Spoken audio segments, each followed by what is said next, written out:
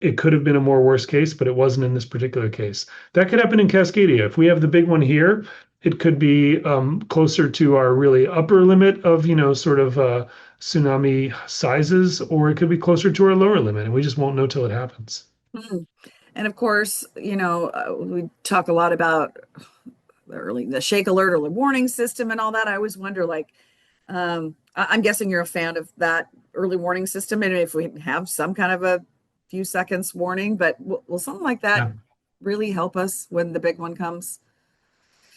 I would say yes. I have a vested interest since we operate part of the Shake Alert system, and I'm funded to work on Shake Alert. So you can take that with however you want. Yeah, the value of earthquake early warning.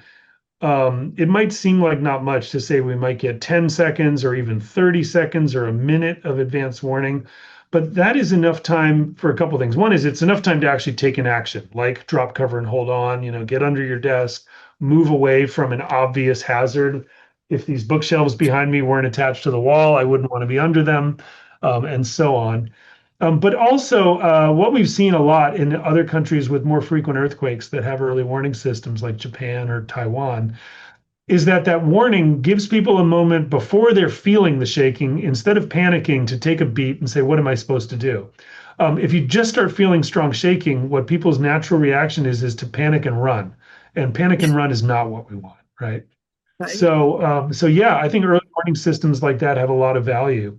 For Cascadia in particular, the offshore earthquake, because it's offshore and because it could start, at one end or the other or somewhere in the middle of this very long fault that runs all the way from Vancouver Island down in Northern California, what it means is we have the potential to alert people for really significant possible warning times, a minute or more. Oh, wow. Let's say, just as a scenario, the earthquake starts, at the Oregon California border offshore there. Here in Seattle, that's a very long way away. So we have a lot of potential warning time if we can detect the earthquake close to it and say, yes, Seattle, strong shaking might be coming in 90 seconds, something like that. So all of that is real. But it's got its limits. It's only while the seismic waves are actually sort of rippling through the ground. And so we don't have, it's not a prediction, it's always a detection of the earthquake once it begins.